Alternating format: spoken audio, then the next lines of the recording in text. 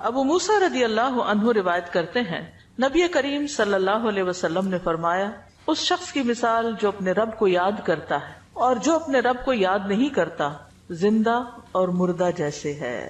تو ذکر کو زندگی سے تشبیہ دی گئی ہے، یعنی جس طرح انسان زندگی کے ساتھ خوبصورت ہوتا ہے، یعنی اس کا ظاہر خوبصورت ہوتا ہے جب زندہ ہوتا ہے، جب مر جاتا ہے تو آپ دیکھیں میت کیسی لگتی ہے. تو اسی طرح ذکر کے ساتھ انسان کا باطن روشن ہوتا ہے اور خوبصورت ہوتا ہے. ذکر جو ہے یعنی اللہ کی یاد جو ہے اس کی کئی اقسام ہیں. قرآن، نماز، تسبیحات، علم کا سیکھنا سکھانا، یہ اس وقت ہم ذکر کی مجلس میں ہیں. پھر اسی طرح دوسروں کو امر بالمعروف کرنا، نہی عن المنکر کرنا. تو یہ جو ذکر ہے اس کی کسی بھی شکل میں یہ اللہ تعالیٰ کے نزدیک ہر چیز سے بہتر عمل ہے. نبی صلی اللہ علیہ وسلم نے فرمایا کیا میں تمہیں تمہارا بہترین عمل نہ بتاؤں جو تمہارے مالک کے نزدیک اچھا اور پاکیزہ ہے اور تمہارے درجات میں سب سے بلند ہے اور سونا چاندی کے خرچ کرنے سے بہتر ہے اور اللہ کی راہ میں جہاد کرتے ہوئے تمہارے کفار کی گردنیں مارنے اور ان کے تمہاری گردنیں مارنے سے بھی افضل ہے. صحابہ نے عرض کیا کیوں نہیں؟ آپ نے فرمایا اللہ تعالیٰ کا ذکر، چاہے آپ نماز میں کر رہے ہیں، نوافل میں کر رہے ہیں، تلاوت قرآن کے ذریعے کر رہے ہیں، تعلیم قرآن کے ذریعے کر رہے ہیں، تسبیحات کے ذریعے کر رہے ہیں، درود شریف پڑھ رہے ہیں، کسی بھی طرح کھڑے بیٹھے لیٹے چلتے پھرتے، فارمل وے میں، انفارمل وے میں، اونچے یعنی جہرن اور سرن، جس شکل میں بھی آپ اللہ کو یاد کرتے ہیں تو اس کی اتنی زیادہ فضیلت ہے، بہت افضل عمل ہے. اور اس کے برعکس کیا ہوتا ہے؟ اللہ تعالیٰ سے غافل ہو جانا، بھول جانا، اور وہ عموماً کب ہوتا ہے؟ جب ہم دنیا میں خوب محو ہو جاتے ہیں. اسی طرح رسول اللہ صلی اللہ علیہ وسلم نے فرمایا بہترین عمل یہ ہے کہ جب تم دنیا سے رخصت ہو تو تمہاری زبان اللہ کے ذکر سے تر ہو. اور یہ اسی وقت ہو سکتا ہے جب ہمیں ہر حالت میں ذکر کرنے کی عادت ہو. یعنی ذکر جو ہی چھوٹے تو ہمیں کبھی سی محسوس ہونے لگے کہ کچھ رہ گیا ہے، کچھ چھٹ گیا میرے ہاتھ سے، کچھ نکل گیا ہے، کچھ کمی سی ہے، وہ خلا، وہ خالی پن فوراً محسوس کر لیں. ہم ذکر کرنے والے سب سے آگے آگے ہوں گے. رسول اللہ صلی اللہ علیہ وسلم نے فرمایا مفردون سبقت لے گئے. صحابہ نے پوچھا اللہ کے رسول مفردون کون ہے؟ آپ نے فرمایا اللہ کا بہت ذکر کرنے والے مرد اور ذکر کرنے والی عورتیں. ذکر کی حالت میں مسلسل اللہ تعالیٰ کا ساتھ ملتا ہے، اللہ کا قرب نصیب ہوتا ہے. اللہ تعالیٰ فرماتے ہیں میں اپنے بندے کے ساتھ ہوں جب تک وہ مجھے یاد کرتا ہے اور میری یاد میں اپنے دونوں ہونٹ ہلاتا ہے. پھر شیطانی حملوں سے بچاؤ کا مضبوط قلعہ ہے. یحییٰ علیہ السلام نے بنی اسرائیل کو خطاب کیا اور اس میں ایک بات یہ کہی کہ بندہ جب تک اللہ کے ذکر میں مصروف رہتا ہے تو شیطان کے حملوں سے محفوظ ایک مضبوط قلعے میں ہوتا ہے، یعنی دشمن سے بچا ہوا ہوتا ہے. پھر جنت کے باغیچے ہیں ذکر کی مجلسیں، جیسے یہ مجلس ہے. رسول اللہ صلی اللہ علیہ وسلم نے فرمایا جب تم لوگ جنت کے باغوں کے پاس سے گزرو تو کچھ کھا پی لیا کرو. صحابہ نے پوچھا جنت کے باغوں سے کیا مراد ہے؟ آپ نے فرمایا مجالس ذکر کی مجلسیں. قیامت کے دن سب سے زیادہ قابل رشک لوگ کون ہوں گے؟ جن کے چہروں کی سفیدی دیکھنے والوں کو ڈھانپ لے گی. وہ انبیاء و شہداء نہیں ہوں گے لیکن ان کے اللہ کے قریب ہونے کی وجہ سے انبیاء و شہداء ان پہ رشک کریں گے. عرض کیا کہ اللہ کے رسول یہ کون لوگ ہوں گے جن پہ انبیاء و شہداء رشک کریں گے؟ فرمایا یہ مختلف قبیلوں کا مجموعہ ہے، مختلف قبیلوں مختلف بیک گراؤنڈ سے آئے ہوئے لوگ ہیں جو اللہ کے ذکر پہ جمع ہوتے ہیں اور عمدہ کلام کو اس طرح چن چن کر لیتے ہیں جیسے کھجور کھانے والا عمدہ کھجوریں چن چن کے لیتا ہے. تو مجھے اس حدیث کو پڑھتے ہوئے آپ لوگوں کا خیال آتا ہے کہ علم کی مجلس میں سے جو اہم نکتے ہیں وہ آپ اپنے پاس محفوظ کرتے جاتے ہیں. کچھ باتیں دل میں یاد ہیں اور کچھ قلم سے یعنی نوٹ بک میں نوٹ کرتے جا رہے ہیں. تو ایسی مجلسیں جو ہیں وہ انسان کے لیے ایک بہت بڑی نعمت ہے. پھر ذکر نہ کرنا باعث حسرت ہے. یاد رکھیے جب میں ذکر کا لفظ بولتی ہوں نا تو ذکر کی ساری اقسام ذہن میں لایا کریں، کیونکہ ہمارے ہاں ذکر صرف اللہ ہو کرنے کا نام بن گیا ہے. ذکر کی مجلس کیا ہے؟ جس میں سارے لوگ بیٹھ کے اندھیرا کر دیں اور پھر وہ اس انداز میں ذکر کریں کہ سارے ایک نعرے کی شکل میں اور مل کے کوئی آوازیں بلند کریں. صحابہ سے ایسے کوئی طریقے منقول نہیں ہیں.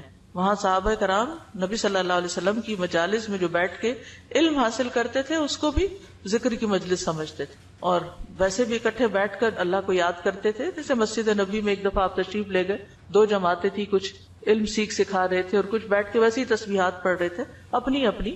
تو آپ علم والوں کے پاس گئے تو یہ بھی ذکر کی مجلس ہوتی ہے، یعنی علم کا سیکھنا سکھانا، اور بیٹھ کے تسبیح پڑھتے رہنا، ذکر کرتے رہنا، جیسے آپ حرم میں بیٹھ کے کرتے ہیں، کسی مسجد میں بیٹھے ہوتے ہیں، اس کے لیے ضروری نہیں ہوتا کہ کوئی تسبیحات کرنے کے لیے باقاعدہ لوگوں کو دعوت دے کر کوئی ایسے حلقے اکٹھے کیے جائیں۔ ذکر نہ کرنا باعث حسرت ہے۔ نبی صلی اللہ علیہ وسلم نے فرمایا جو لوگ کسی جگہ پر مجلس کریں لیکن اس میں اللہ کا ذکر نہ کریں اور نبی صلی اللہ علیہ وسلم پر درود نہ بھیجیں تو وہ ان کے لیے قیامت کے دن باعث حسرت ہوگی۔ اگرچہ وہ اجر و ثواب کی بنیاد پر جنت میں داخل ہو جائیں گے لیکن انہیں حسرت ہوگی کہ ہم نے یہ وقت کیوں گنوا دیا۔ ذکر نہ کرنے والے بدترین مخلوق ہیں، بد نصیب لوگ ہیں۔ عمرو بن ابسہ سے روایت ہے، رسول اللہ صلی اللہ علیہ وسلم نے فرمایا جب بھی سورج چڑھتا ہے اللہ عز و جل کی ہر ایک مخلوق اللہ عز و جل کی تسبیح اور حمد و ثنا بیان کرتی، یعنی صبح ہوتے ہی ساری مخلوق ذکر میں لگ جاتی، لیکن شیطان اور اولاد آدم میں سے آتا قسم کے لوگ ذکر نہیں کرتے۔ تو میں نے بنی آدم میں آتا قسم کے لوگوں کے بارے میں سوال کیا، آپ نے فرمایا بدترین مخلوق، یا فرمایا اللہ کی مخلوق میں سے بدترین لوگ، یعنی آسمان و زمین، سورج چاند ستارے، درخت شجر حجر، ہر چیز ذکر میں مشغول ہے سوائے ان لوگوں کے جو سو کے وقت گزار رہے ہیں یا غفلت میں پڑے ہوئے ہیں۔ حدیث نمبر 42، دو محبوب کلمات۔ عن ابی ہریرہ رضی اللہ عنہ قال قال النبی صلی اللہ علیہ وسلم کلمتان حبیبتان الی الرحمن خفیفتان علی اللسان ثقیلتان فی المیزان سبحان اللہ وبحمدہ سبحان اللہ العظیم۔ کتاب التوحید۔ ابو ہریرہ رضی اللہ عنہ روایت کرتے ہیں نبی کریم صلی اللہ علیہ وسلم نے فرمایا دو کلمے رحمان کو بہت محبوب ہیں، زبان پر بہت ہلکے ہیں لیکن قیامت کے دن ترازو میں بہت بھاری ہوں گے۔ سبحان اللہ و بحمدہ سبحان اللہ العظیم۔ اللہ اپنی حمد کے ساتھ پاک ہے، اللہ پاک ہے جو بہت عظمت والا ہے۔ تو جیسے ہم جانتے ہیں کہ نفلی عبادت میں افضل عمل اللہ کا ذکر ہے، تو یہاں پر اس ذکر کی خاص شکل بتائی گئی کہ اللہ تعالیٰ کی حمد و ثنا اور پاکی بیان کرنا۔ سبحانہ کا مطلب کیا ہوتا ہے کہ وہ پاک ہے۔ تو جس کلام میں، جس ذکر میں اللہ تعالیٰ کی پاکی بیان کی جائے، تسبیح بیان کی جائے اور حمد و ثنا بیان کی جائے، وہ اللہ تعالیٰ کا چنا ہوا کلام ہے۔ رسول اللہ صلی اللہ علیہ وسلم سے سوال کیا گیا کون سا کلام افضل ہے؟ آپ نے فرمایا جو اللہ نے اپنے فرشتوں اور بندوں کے لیے چنا۔ کیا فرمایا؟ جو اللہ نے اپنے فرشتوں اور اپنے بندوں کے لیے چنا۔ سبحان اللہ و بحمدہ، ٹھیک ہے، سبحان اللہ و بحمدہ۔ یہ تمام مخلوق کی نماز ہے، تمام مخلوق کی نماز ہے۔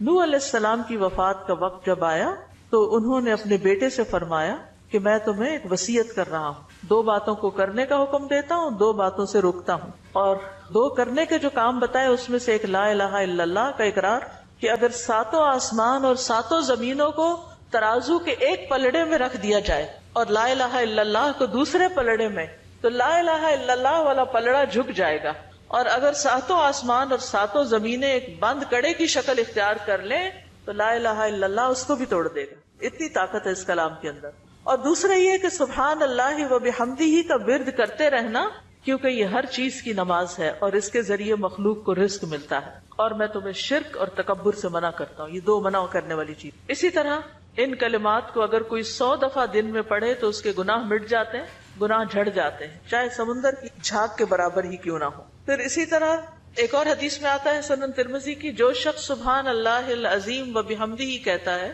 اس کے لیے جنت میں کھجور کا ایک درخت لگا دیا جاتا ہے، صرف ایک دفعہ کہنے سے۔ کہہ لیجئے سبحان اللہ العظیم و بحمدہ۔ اللہ کے راستے میں سونا خرچ کرنے سے بہتر ہے۔ رسول اللہ صلی اللہ علیہ وسلم نے فرمایا جو رات سے خوف کھائے، اکیلا ہونے کی وجہ سے یا ویسے اس کو اندھیرے کا فوبیا ہو، کہ جو رات سے خوف کھائے کہ وہ اس کو پریشان کرے گی، یا مال خرچ کرنے سے بخل کرے کہ دینے کو دل نہ چاہے، یا دشمن سے مقابلہ کرنے سے ڈرے، تو وہ اس قول کی کثرت کر دے سبحان اللہ و بحمدہ، سبحان اللہ و بحمدہ، کیونکہ یہ اللہ کے نزدیک سونے کا پہاڑ اللہ کے راستے میں خرچ کرنے سے زیادہ محبوب ہے۔ ہم میں سے کس کی وسعت ہے کہ سونے کا پہاڑ اللہ کے راستے میں خرچ کرے؟ نہیں کر سکتے، اس لیے اس کلمے کو ہی زیادہ سے زیادہ پڑھ لینا چاہیے۔ اسی طرح سبحان اللہ، لا الہ الا اللہ، الحمدللہ، یہ کلمات عرش کے ارد گرد چکر لگاتے اور ان کی بھنبھناہٹ ہوتی شہد کی مکھیوں کی بھنبھناہٹ کی طرح، اور وہ اپنے ذکر کرنے والے کی اللہ کے ہاں یاد دلاتے ہیں۔ تو آپ نے فرمایا کیا تم میں سے کوئی یہ پسند نہیں کرتا کہ اس کے لیے کوئی ایسا ہو جو ہمیشہ اللہ کے ہاں اس کی یاد دلائی جاتے رہے، یعنی کوئی ایسا طریقہ ہو کہ ہمیشہ عرش کے ارد گرد آپ کا ذکر ہوتا رہے.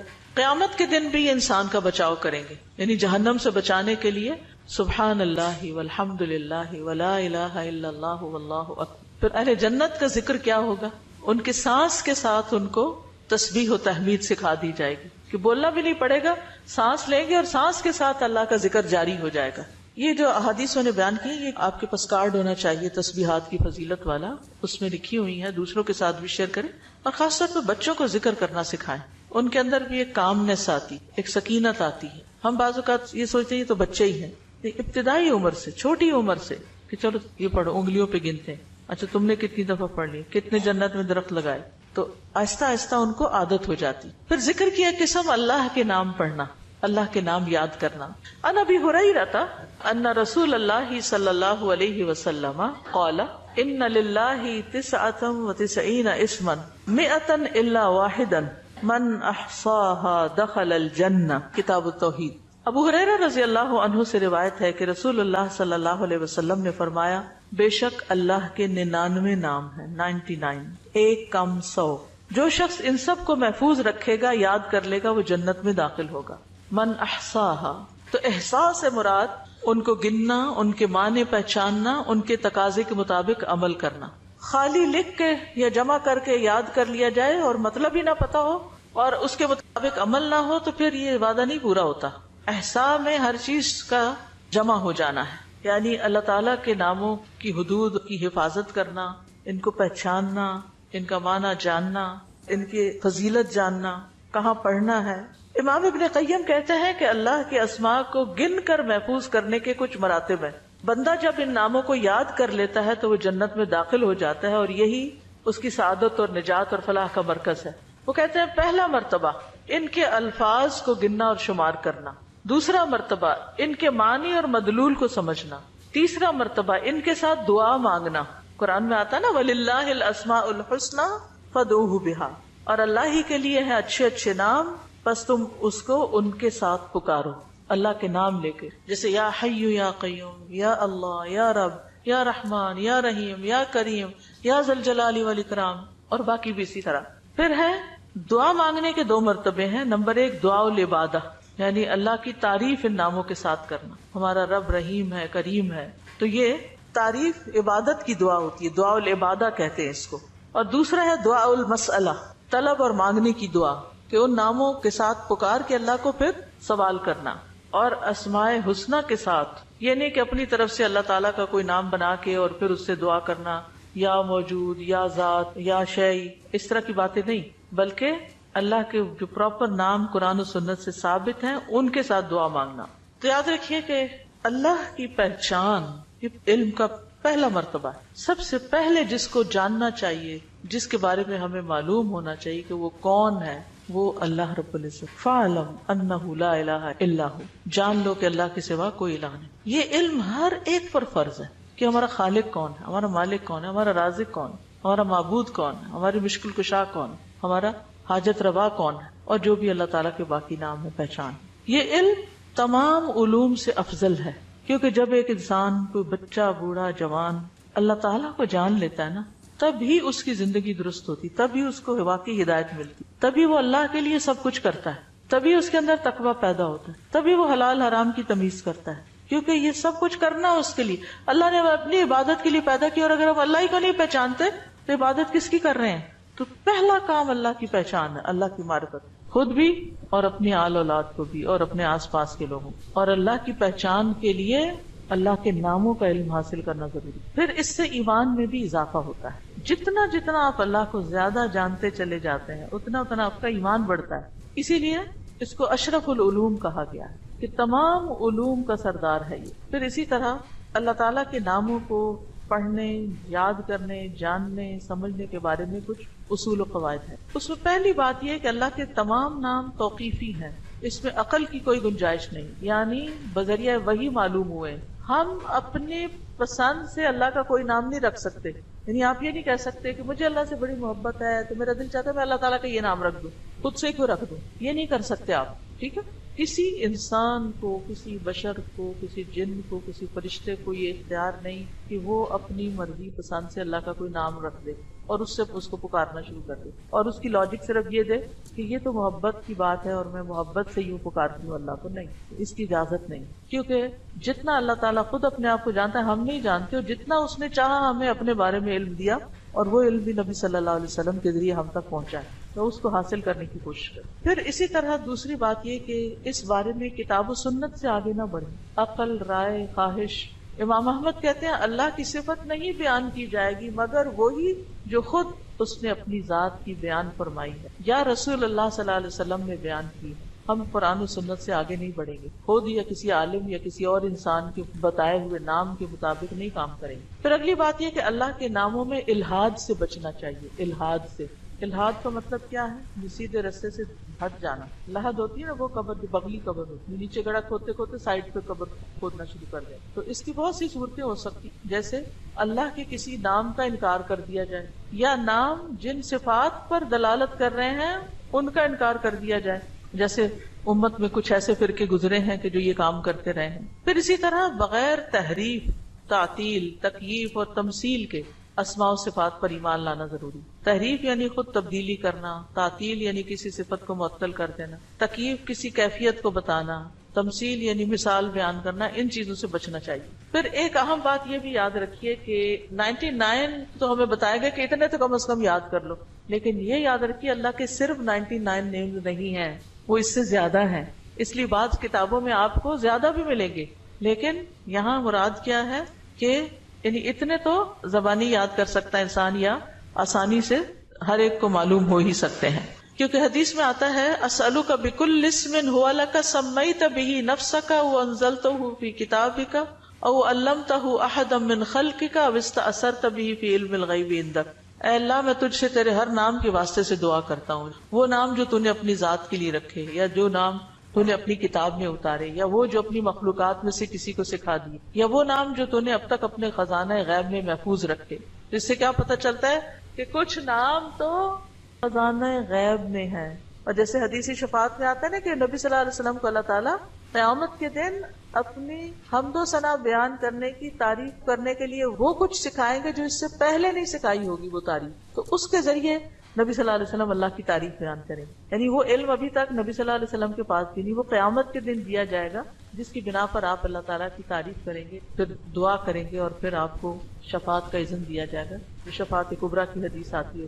الہدیٰ نے اللہ تعالیٰ کے ناموں کا ایک کارڈ ریوائز کر کے چھاپا تھا، جس میں قرآن اور سنت کی دلیل سے وہ نام دیے گئے ہیں، اور باقی جو تاج کمپنی کے چھپے ہوئے نام، ان میں کچھ نام ایسے ہیں جو اللہ کے نام نہیں ہیں، وہ اللہ تعالیٰ کے افعال ہیں جن سے لوگوں نے خود نام بنا لی. جیسے المذل اللہ کا نام نہیں ہے، یہ اللہ کا نام نہیں ہے، لیکن ذلت دینے والا اللہ ہے، تو ذل من تشاء، تو اس سے لوگوں نے نام اسم فائل کر کے تو مذل بنا لیا. تو یہ نام نکال دینے چاہیے، ٹھیک ہے، کیونکہ یہ قرآن و سنت سے نہیں ملتے. تو کچھ اللہ تعالیٰ کے نام ہیں، صفات ہیں، اور کچھ افعال بھی ہیں کہ اللہ تعالیٰ کیا کیا کرتا ہے. تو قرآن سے ہمیں وہ بھی پتہ چلتا ہے کہ اللہ تعالیٰ کیا کرتا ہے، اسے زندگی دیتا ہے، موت دیتا ہے، رزق دیتا ہے، وغیرہ وغیرہ. حدیث نمبر 44، پورے یقین کے ساتھ دعا کرنا. دعا بھی ذکری کی ایک قسم ہے. ان انس قال قال رسول اللہ صلی اللہ علیہ وسلم اذا دعوتم اللہ فاعزموا فی الدعاء ولا یقولن احدکم ان شئت فاعتنی فان اللہ لا مستکرہ لہ.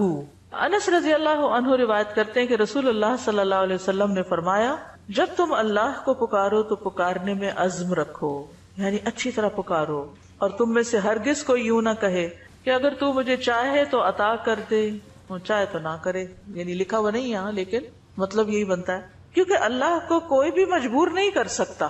ٹھیک ہے، تو یہاں دعا مانگنے کا ادب سکھایا گیا ہے کہ دعا پورے یقین کے ساتھ مانگنی چاہیے. یا اللہ تو دے سکتا ہے، تو مجھے عطا کر. یہ نہ کہے تو چاہے تو عطا کر، وہ تو دینے پہ قادر ہے، اس سے پورے یقین اور عزم کے ساتھ دعا کرے. اسی طرح دعا مانگنے کے کچھ اور آداب بھی ہیں. مسئلہ یہ کہ غافل دل سے دعا نہ کرے، کیونکہ اللہ تعالیٰ بے پرواہ دل کی دعا قبول نہیں کرتا. پھر یقین سے دعا کریں کہ قبولیت کا یقین ہو کہ نہیں اللہ تعالیٰ سنتا ہے. یہ نہیں پتہ نہیں سنے گا کہ نہیں، بہت مانگی ہے ابھی تک تو ہماری بات نہیں مانی گئی، پتہ نہیں آگے کیا ہوگا، میری تو سنتا ہی نہیں. نعوذ باللہ ایسی باتیں نہیں کرنی چاہیے. اللہ آپ کے تو بس میں ہے سب کچھ، آپ تو سب کچھ کر سکتے ہیں. پھر اسی طرح بغیر ہچکچاہٹ کے رب سے دعا کرنی چاہیے. کس سے؟ بغیر ہچکچاہٹ، پورے یقین سے.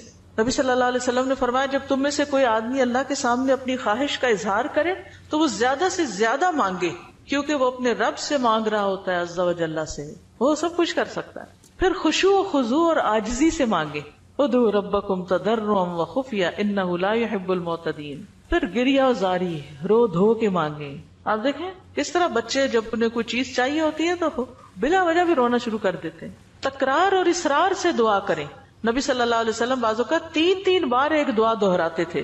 آپ نے فرمایا جس شخص نے 3 بار اللہ سے جنت مانگی تو جنت کہتی ہے اللہ اسے جنت میں داخل کر دے، اور جو شخص 3 مرتبہ آگ سے پناہ مانگے تو دوزخ کہتی ہے اللہ اس کو آگ سے پناہ دے دے. پھر دعا میں جلد بازی نہ کرے. تو بندہ جب تک جلد بازی نہ کرے دعا قبول کی جاتی رہتی. یعنی جلد بازی کیا ہے کہ مایوس ہو کے انسان تھک جائے اور دعا مانگنا چھوڑ دے، یہ نہیں ہونا چاہیے. جی استاذہ، جو اللہ تعالیٰ کے جو نام ہے اور جو ان کے صفات ہیں یہ ریلیٹ کرتے ہیں نا آپس میں؟ اس کی ساری صفات اس کے ناموں میں، یعنی ناموں میں ہی اس کی صفات. یعنی ذکر کی ایک قسم جو ہے نا غور و فکر بھی ہے کائنات میں، اور اس کے ذریعے اللہ کو یاد کرنا. کیونکہ جتنی تقصیر ہم کرتے ہیں کمی کوتاہی دعا میں وہ اسی وجہ سے کرتے ہیں کہ ہمیں اللہ کی پہچان نہیں ہوتی. آپ دیکھیے جب ہمیں لوگوں کی پہچان ہوتی ہے نا کہ کون کتنا سخی ہے تو ہمیں اس سے اسی کے مطابق توقع ہوتی. امی سے عیدی اتنی ملے گی اور ابا سے اتنی ملے گی، کیونکہ ہم دونوں کا مزاج پہچانتے ہیں کہ کون کتنا دیتا ہے. اسی طرح خالہ مامی دادی سب کا پتا ہوتا ہے کہ کون کیا کرتا ہے. تو اگر انسانوں کا تھوڑا بہت ہمیں پتا ہوتا ہے اور اس کے مطابق ہی ہماری ایکسپیکٹیشن ہوتی ہے، تو جس کو اللہ کا پتا چل جائے کہ وہ کیا عظیم ہستی ہے، پھر اس کی دعا کی ایکسپیکٹیشن کتنی بڑی ہوگی کہ وہ کیا کچھ نہیں دے سکتا اور کیا کچھ اس سے مانگنا چاہیے. وہ تو کبھی مایوس ہی نہیں ہو سکتا انسان. اساتذہ السلام علیکم. یہ جو ہم لوگ الہدا میں بھی پڑھاتے ہیں نسلوں کا یوم، اس کے اندر بھی یوم عزو آتا ہے، تو کیا کوئی نیا ورژن ہے جس؟ بالکل نیا ورژن بھی ہے.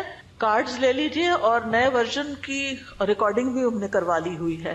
ساجد محترم یہاں پہ آپ نے ابھی فرمایا نا کہ تو چاہے تو عطا کر، یہ نہیں کہنا چاہیے، تو اس کی تھوڑی سی وضاحت کر دیں کیونکہ میرے ذہن میں بھی آ رہا ہے کہ ہم جب یہ کہتے ہیں، آپ نے بھی فرمایا نا کہ تو جو چاہے وہ عطا کر دے، ہمیں یہ نہیں کہنا چاہیے تو چاہے تو عطا کر دے. ہاں اگر تو چاہے تو عطا کر دے. اس کی تھوڑی سی وضاحت کر دیں کیونکہ میرے ذہن یعنی اس کا مطلب یہ ہے کہ مثلا مجھے گھر چاہیے، اللہ اگر آپ کی مرضی ہے تو دے دیں، نہیں تو نہ سے. یہ نہیں کہنا چاہیے. بندوں کے ساتھ ہم ایسے معاملے کر رہے ہوتے ہیں نا، دینا تو دو نہیں تو نہ دو، تو اللہ کے ساتھ ایسے نہیں کرنا، یہ بے ادبی ہے.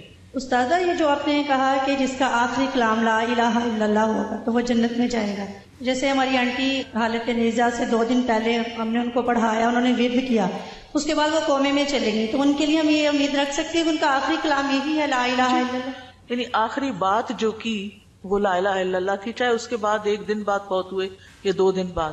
اور ایک اور بات، بعض اوقات قومے میں ہوتے ہوئے بھی سن رہے ہو، اور کئی لوگوں کا یہ پتہ چلتا ہے کہ وہ آہستہ آہستہ زبان بھی ہلا رہے ہو، اور کئی لوگوں کا یہ بھی میں نے سنا ہے، مطلب لوگوں کے ڈیتھ کے جو حالات واقعات سنتے ہیں کہ بے ہوشی تاری رہی اور فوت ہونے سے تھوڑی دیر پہلے آنکھیں بھی کھولی اور منہ بھی ہلایا اور پھر دوبارہ چلے گئے.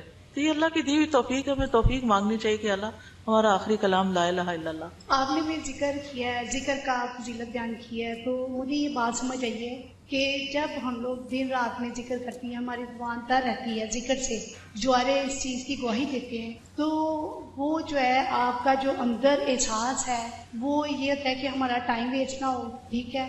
اور ہم لوگ جو ہے نا فضولیات سے وہ اجتناب کرتے ہیں اس چیز کو کہ ہم نے ذکر کرنا ہے، اپنی نیکیوں کو اضافہ کرنا ہے، خیر و برکتیں مانگنی ہے. کیا یہ چیز جو ہے ہمارے خشوع و خضوع میں اضافہ کر سکتی ہے؟ ذکر کے تو بہت سی برکات ہیں، اور اس میں سے یہ بھی ہے 2 چیزیں جو ہے نا ذکر میں بڑا فائدہ دیتی ہے. ایک ہے کہ ٹارگٹ ڈیلی سیٹ کرے، جیسے 100 دفعہ یہ سبحان اللہ و بحمدہ کہا گیا، یہ منیمم بیئر منیمم ہے کہ آپ یہ 100 دفعہ سورج نکلنے سے پہلے اور سورج غروب ہونے سے پہلے پڑھ لیں عصر کے بعد. پھر اسی طرح یہ ہے کہ نبی صلی اللہ علیہ وسلم دن میں 70 سے 100 بار استغفار کرتے. ٹارگٹ سیٹ کر لیں کہ میں نے لازمی یہ تو کرنا ہی کرنا ہے، اتنا تو کرنا ہے. زیادہ ہو جائے تو بہت ہی اچھا، کیونکہ حدیث میں آتا ہے نا طوبی لمن وجد الاستغفار فی صحیفته، کہ خوشخبری ہے اس کے لیے جو اپنے اعمال نامے میں استغفار کی کثرت پائے. پھر آپ دیکھیے درود شریف ہے، اگر کوئی اپنی ساری دعا کو درود شریف ہی بنا لے تو اس کے لیے ہر چیز کافی ہو جاتی. کم از کم ایک تسبیح درود شریف کی، اور اگر وہ نہیں نصیب تو صبح 10 دفعہ، شام 10 دفعہ، دن کا آغاز اختتام تو لازمی درود شریف کے ساتھ ہو. پھر اسی طرح لا حول ولا قوت الا باللہ ہے، جنت کے خزانوں میں سے. اگر ہمیں دنیا کا کوئی خزانہ بتایا جائے تو ہم لوٹنے چلے جائیں اس کو. یہ تو جنت کا خزانہ ہے, وہ اکٹھا کرنے کے لیے. اس کی تسبیح کر لیں, لا الہ الا انت سبحانک انی کنت من الظالمین, کم از کم 100 دفعہ پڑھ لیں. 100 دفعہ نہیں, 10 دفعہ ہی رکھ لیں, لیکن ڈیلی پڑھیں. پھر اسی طرح سبحان اللہ والحمد للہ ولا الہ الا اللہ واللہ اکبر. اس کی بے پناہ فضیلت اور اس کی بے شمار فضائل ہیں اگر اس کی ایک تسبیح آپ کر سکیں. اب یہ ہے کہ اتنا کچھ اوور ویلمنگ ہو جاتا ہے, یہ بھی کر لو, یہ بھی کر لو, یہ بھی کر لو. کچھ چیزیں صبح کے وقت کے لیے رکھ لیں, کوئی دوپہر کے لیے رکھ لیں, کوئی شام کے لیے رکھ لیں, کوئی کہیں اگر آپ آتے جاتے ہیں اس کے لیے رکھ لیں, کوئی کسی کام کے ساتھ باندھ لیں.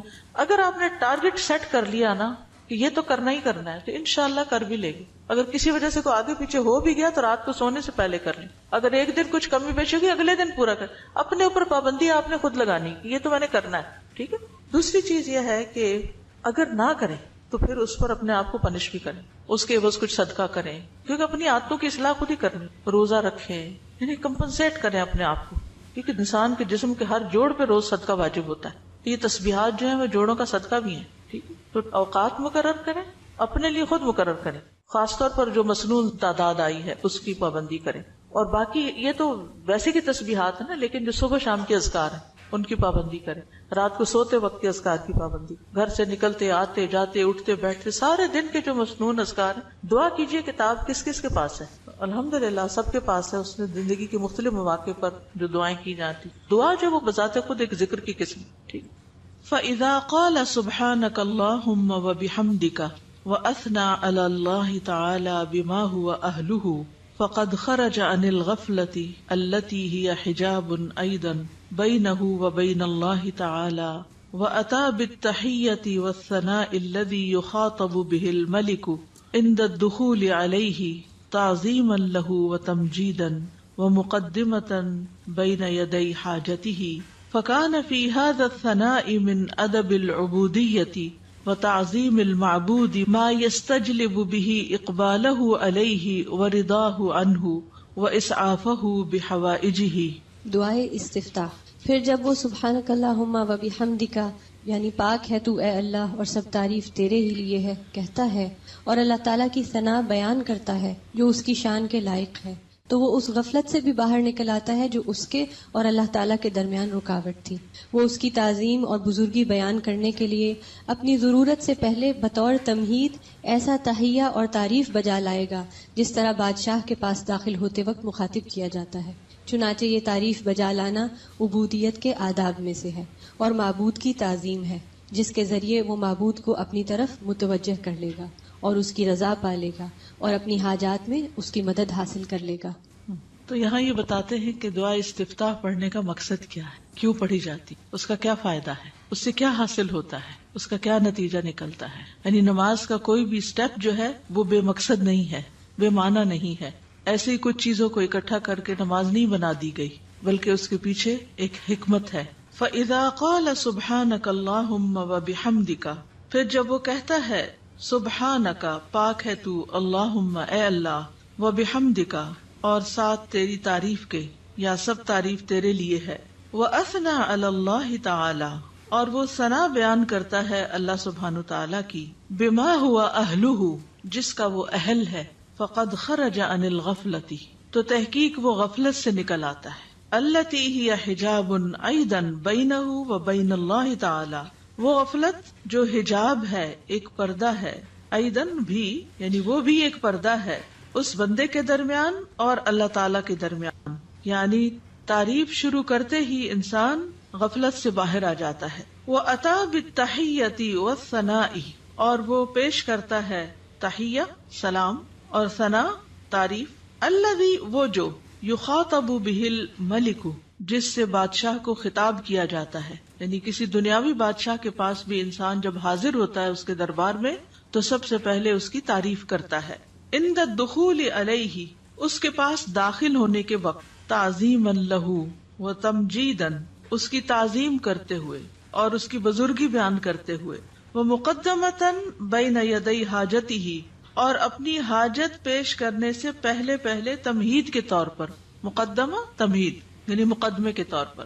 فکان فی ھذا الثناء تو یہ تعریف جو ہے اس میں, من ادب العبودیت یہ عبودیت کے آداب یا مینرز میں سے ہے, وتعظیم المعبودی اور معبود کی تعظیم ہے، یعنی یہ اللہ سبحانہ تعالیٰ کی تعظیم کے لیے ہم ثنا پڑھتے ہیں شروع میں، سبحانک اللہم و بحمدک و تبارک اسمک وغیرہ. ما یستجلب بہ اقبالہ علیہ، جس کے ذریعے وہ کھینچ لاتا ہے یا متوجہ کر لیتا ہے اللہ سبحانہ تعالیٰ کی توجہ اپنی طرف، اقبالہ علیہ اس کی توجہ اپنی طرف، ورضاہ عنہ اور اس کی رضا، واسعافہ بحوائجہ اور اس کی مدد کرنا. اسعاف آپ نے دیکھا ہوگا فرسٹ ایڈ کی جو ایمبولینسز ہوتی ہیں ان کے اوپر لکھا ہوتا ہے، یعنی فوری مدد طلب کرنا، بحوائجہ اپنی حاجات میں. تو یہ تعریف انسان کے لیے بہت فائدہ مند ثابت ہوتی ہے. کیا کیا فائدے اس میں بتائے گئے ہیں؟ نمبر 1، انسان غفلت سے نکل آتا ہے. ٹھیک ہے، خرج عن الغفلۃ التی ہی حجاب ایضا بینہ و بین اللہ تعالی. دوسری بات کیا ہے کہ وہ ملاقات سے پہلے یا ابتدا میں، جیسے کسی بھی بادشاہ کے پاس جانے کا ایک ادب، ایک پروٹوکول ہوتا ہے، تو یہاں بندہ تحیہ اور ثنا سے کام لیتا ہے. اور اس سے کیا فائدہ ہوتا ہے کہ ایک تو جو ہمارے اوپر ادب آداب کا حق ہے وہ ادا ہوتا ہے، دوسری طرف یہ کہ معبود کی تعظیم ہوتی ہے، معبود یا رب ہماری طرف متوجہ ہوتا ہے، وہ راضی ہوتا ہے اور بندے کی مدد کرنے میں وہ جلدی کرتا ہے. تو یہ فائدے ہیں دراصل ثنا پڑھنے کے. حقیقت یہ ہے کہ اللہ سبحانہ تعالیٰ کی ذات ہی قابل تعریف ہے. سورۃ ہود میں آتا ہے انہ حمید مجید، بے شک وہ بے حد تعریف کیا گیا، بڑی شان والا ہے. یعنی اللہ سبحانہ تعالیٰ کی شان بڑی بلند ہے، تو اس کی تعریف ہونی ہی چاہیے. دنیا میں آپ دیکھیں کہ کسی انسان نے اگر کوئی اچیومنٹ کی ہو، کوئی بڑا کام کیا ہو، تو دور بیٹھے بھی لوگ، نہ جاننے والے بھی اس کی تعریف کرتے رہتے کہ بڑا کمال کیا اس نے، فلاں چیز ایجاد کر دی ہے، فلاں چیز بنا دی ہے، فلاں کام کیا. تو اس بندے کو نہیں پتا ہوتا کہ کون کون اس کی تعریفیں کر رہا ہے. لیکن جب اس کی ذات سے کسی کو فائدہ پہنچتا ہے تو جس کو فائدہ پہنچتا ہے وہ خود ہی تعریف کے لیے آگے آ جاتا ہے. تب آپ دیکھیے کہ اللہ سبحانہ تعالیٰ کی ذات سے ہمیں کتنا فائدہ پہنچ رہا ہے اور کیا کیا کمالات ہیں. یعنی کسی کی بھی تعریف کرنے کی 2 بڑی وجوہات ہوتی، ایک اس کے کمالات اور دوسرا اس کی ذات سے فائدہ کتنا پہنچ. تو یہ دونوں چیزیں کامل درجے میں اللہ تعالیٰ کے اندر موجود ہیں. ہمارے پاس جو بھی کوئی نعمت ہے وہ اللہ ہی کی طرف سے ہے، اور ہر چیز میں اس کا کمال ہے، تخلیق میں اور رزق پہنچانے میں، اور جتنے بھی اس کے نام ہیں کامل صفات اور اسماء ہیں. تو اس لیے اس کی تعریف تو ہونی ہی چاہیے. تو نماز کے بالکل آغاز میں یہی سب سے مناسب جگہ ہے کہ جہاں تعریف ہو، اس کی حمد و ثنا ہو، کیونکہ وہ اس لائق ہے کہ اس کی حمد و ثنا کی جائے. یعنی آپ دیکھیے کہ جب کوئی حمد و ثنا کے لائق ہوتا ہے تو اس کی اگر کوئی تعریف نہیں بھی کرے تو اس کو تو کوئی نقصان نہیں، کیونکہ وہ تو ہے ہی قابل تعریف. نقصان کس کا ہوتا ہے کہ جو دیکھ رہا ہے، جو فائدہ اٹھا رہا ہے، وہ چپ بیٹھا ہے، وہ کوئی تعریف نہیں کر رہا. اور یہ تعریف جو ہے یہ دراصل شکر ادا کرنے کا ایک طریقہ ہوتا ہے، اور اللہ کا وعدہ ہے کہ اگر تم شکر ادا کرو گے تو میں تمہیں اور زیادہ دوں گا. تو اس احساس کے ساتھ جب انسان اللہ کی تعریف بیان کرتا ہے تو دراصل اللہ سبحانہ تعالیٰ کو بندہ اپنے قریب پاتا ہے، اس سے کنیکشن ہو جاتا ہے اس کا، اور یہ سراسر بندے کے اپنے ہی فائدے میں. ہمارا تعریف کرنا اللہ تعالیٰ کی اللہ تعالیٰ کو فائدہ نہیں دیتا، یہ دراصل خود ہم ہی کو فائدہ دے رہا ہوتا، کیونکہ تعریف کرنے کا بھی ایک مزہ ہوتا ہے. کیونکہ تعریف کرنے والا صرف اس وقت تعریف کر سکتا ہے جب وہ کسی خوبی کو دیکھنے کے قابل ہوتا ہے. یعنی اگر ہم تعریف کرتے ہیں تو اس کا مطلب یہ ہے کہ ہمارے اندر یہ صلاحیت ہے کہ ہم خوبیوں کو دیکھ پاتے ہیں. تو اس میں صرف ممدوح کی حمد نہیں ہوتی یا اللہ سبحانہ تعالیٰ ہی کی تعریف نہیں ہوتی، بلکہ ایسا بندہ بھی ایسے خالق کے ساتھ جب جڑتا ہے تو وہ بھی قابل تعریف ہو جاتا ہے. یعنی وہ بندہ بھی قابل تعریف ہو جاتا ہے جو اپنے خالق کی تعریف کرتا ہے. کیونکہ ناشکر لوگ کسی کو بھی اچھے نہیں لگتے، پسند نہیں آتے. اور وہ لوگ جو اپنی آنکھیں ہی بند رکھیں اور غفلت کا شکار رہیں اور سوئے پڑے رہیں اور اللہ کی نعمتوں کو دیکھ ہی نہ سکیں یا اس سے ناراض رہیں، ایسے لوگ دراصل اپنا ہی نقصان کرتے ہیں. ایک حدیث سے ہمیں پتہ چلتا ہے کہ بندے اگر اللہ تعالیٰ کو دیکھ لیں تو اور بھی زیادہ اس کی تعریف کریں. ابھی تو بن دیکھے کرتے ہیں نا، اس کی نشانیاں دیکھ دیکھ کے.